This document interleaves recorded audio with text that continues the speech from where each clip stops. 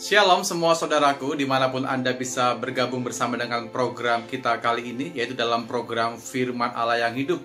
Senang sekali saya bisa hadir di ruang dengar, di ruang waktu setiap Anda untuk kita bisa kembali menggali dari firman Tuhan. Dari apa yang saya mau sampaikan kepada semua saudara hari ini, kita berbicara tentang bagaimana kita punya kehidupan. Tentunya kita punya doa yang sama, supaya keberadaan Anda dan saya itu menjadi berkat, baik buat lingkungan terkecil ataupun juga menjadi berkat buat lingkungan yang jangkauannya itu lebih luas lagi. Nah, bagaimana kita kembali melihat firman Tuhan dalam Efesus pasal yang keempat? Apa yang Alkitab katakan tentang keberadaan setiap Anda dan saya?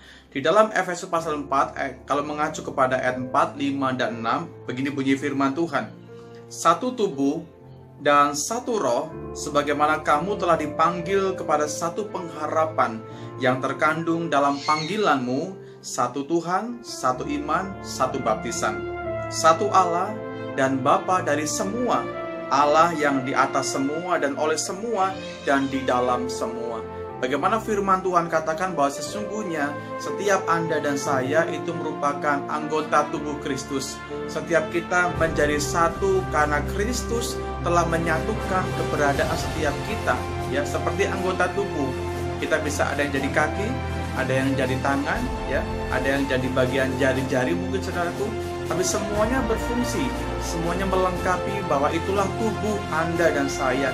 Demikian juga dengan gereja. Setiap kita Tuhan tempatkan, Tuhan persiapkan, bahkan Tuhan perlengkapi setiap kita supaya Anda menempati posisi-posisi yang sebenarnya kita berfungsi. Semua kita, tidak ada yang tidak berfungsi. Seperti halnya tubuh, semua kita berfungsi. Lalu bagaimana Rasul Petrus menggambarkan keberadaan saya dan saudara itu seperti halnya batu dibentuk, ya, ditempatkan untuk menjadi satu bangunan rumah. Ya, dalam hal ini bukan rumah fisik tapi rumah rohani bagi Tuhan. Bagaimana firman Tuhan katakan dalam 1 Petrus pasal yang kedua mengacu kepada ayat yang kelima, menjadi batu hidup bagi pembangunan rumah rohani. Seperti halnya batu, Bapak Ibu saya kasihi, bagaimana bangunan itu terbentuk karena adanya batu, lalu juga ada adonan yang lain. Yang saya mau maksud begini, bahwa batu tidak mempunyai ukuran yang sama. Mungkin ada yang kecil, ada yang sedang, dan juga mungkin ada yang ukuran agak besar. Tapi semuanya disusun sedemikian rupa oleh tukang bangunan sehingga berdirilah sebuah bangunan. Mungkin bentuknya berbeda-beda, ya. Tidak sama semua bentuk batu itu, tidak semua presisi sama, saudara. Tapi kalau kita perhatikan, maksud saya adalah bagaimana setiap batu itu berfungsi. Tuhan tempatkan sedemikian rupa. Ada yang di bawah, ada yang di atas, lalu juga ada di tengah. Jadi yang di atas tidak bisa berkata bahwa aku sudah di atas. Lalu di bawah juga nggak mungkin bisa berkata, kenapa saya di bawah, kalau saya tidak di atas. Tapi saya kasihi, kita perlu mengerti bahwa sesungguhnya setiap kita Tuhan perlengkapi. Setiap Anda dan saya Tuhan tempatkan sedemikian rupa sesuai dengan kapasitas, sesuai dengan kemampuan, bahkan sesuai dengan kasih karunia Tuhan supaya kita melengkapi bangunan rohani itu. Yang menjadi sebuah pertanyaan adalah bagaimana kita hari ini? Bagaimana sikap kita hari ini? Apakah benar Anda menjadi siap menjadi batu yang Tuhan tempatkan sesuai dengan kasih karunia, sesuai dengan anugerah yang Tuhan percayakan bagi setiap kita? Nah, untuk kita bisa menjadi pribadi yang benar-benar punya fungsi yang maksimal di hadapan Tuhan, yang Petrus gambarkan bahwa kita seperti hanya batu yang saling melengkapi, bukan saling meniadakan satu dengan yang lain, tapi semua kita saling melengkapi. Yang perlu kita perbaharui adalah bagaimana yang pertama saya temukan, kita mesti memperbaharui manusia lama Anda dan saya. Setiap kita berasal mungkin dari suku yang berbeda, kita punya latar belakang yang berbeda, kita punya pengalaman masa lalu yang berbeda, tetapi saya katakan bahwa setiap kita perlu memperbaharui kembali setiap kehidupan kita. Pastikan bahwa di dalam Tuhan, manusia lama kita sudah tinggalkan, ya, dengan semua hal yang kita lakukan. Mungkin di sana ada dosa, ada kejahatan, dan sebagai macam bentuk hal yang tidak sesuai dengan kehendak Allah, kita mau matikan. Lalu apa yang dikatakan dalam Petrus? 1 Petrus pasal 2 ayat pertama berkata begini, buanglah segala kejahatan, buanglah segala tipu muslihat, dan segala bentuk kemunafikan, kedengkian, dan juga fitnah. Itu adalah kehidupan kita sebelum Anda percaya kepada Tuhan. Sebelum kita diselamatkan, mungkin kita bergumul dalam hal seperti itu. Masih ada kejahatan, segala macam tipu muslihat, kemunafikan, kedengkian, dan semua bentuk fitnah yang pernah kita perbuat. Mari bersama-sama saya mengajak kepada semua saudara, tidak ada di antara kita yang sempurna.